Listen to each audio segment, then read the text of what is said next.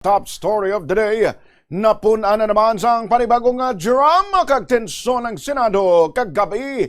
Tubtob nga nag-walk out ang mga senador. Halin sa minority bloc kag ginadjourn na lamang ang sesyon.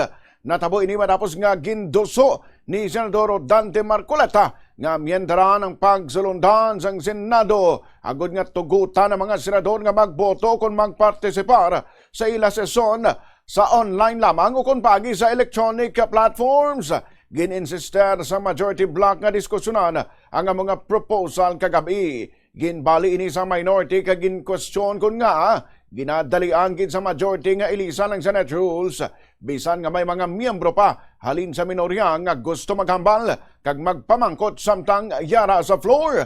Sunod sa Senador Risa Hontiveros kag Senador Win Gatchalian samtang naga-walkout, wala nagasunod ang majority sa proseso kag gusto nila nga istoryahan dayon ang motion ni Marcoleta. Pahayag sang duha nagwa sila kag hindi na mahimo mapadayon ang sesyon bangod wala na sang quorum. Bakit po kayo mag-walk out? Kasi mali yung gagawin nilang pagboto eh. Mali batay sa mga rules. Mali yung proseso. Wala pang ang debate sa substance. Bakit po sa tingin niyo gagawin gusto nilang mangyari ngayon yun? Eh hindi nga tayo umabot sa pagdebate sa substantive kasi hindi nila sinusunod yung sariling rules. Teleconference, ginagawa lang kung may pandemya. Wala Yes. pandemya ngayon. Walang national Natin emergency. babaguhin. Walang force majeure. Sir, baka ituloy nila. Pwede po ba nila Wala ituloy? silang quorum, subukan nila. Sanday Senador Risa Hontiveros kag Senador Win o Conserwin Gatchalian kasunod sa ilang pag-walkout.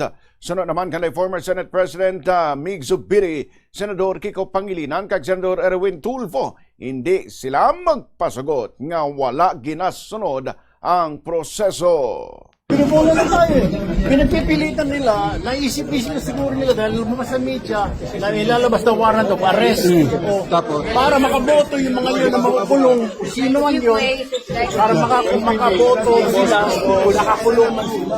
This is a travesty of Senate rules. Will not allow it. Sir, ano yung dapat na gagawin ba? Di ba dapat kukonstitute muna na yung Committee on Rules? Yes! Wala pa committee no, wala pa nga majority leader. Yes, sir. Hindi kami papayag sa mga ganitong kalokohan. Sir, hindi sila pwede magkasuhan. Sir, paano ba yung... Violation of the rules. Because they are disobeying our rules. Maling.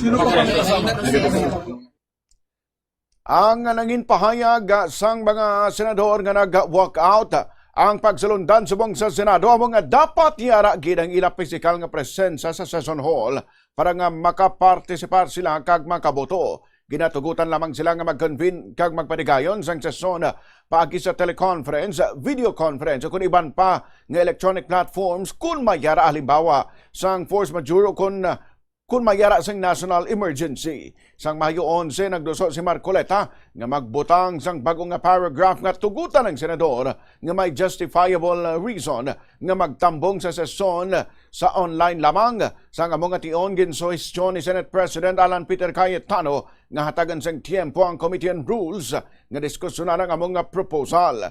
Kagabi ginbalik sa majority bloc ang diskusyon inoras matapos ginanunsyo sang ombudsman nga may plano nga kasuhan sa Senators Jinggoy Estrada kag Joel Villanueva kaangod sa flood control scandal. Balikan tang pahayag ni Ombudsman Boying Remulla. Well, ang pinakamalapit na, hinog na, at pipirmahan ko maya-maya yung information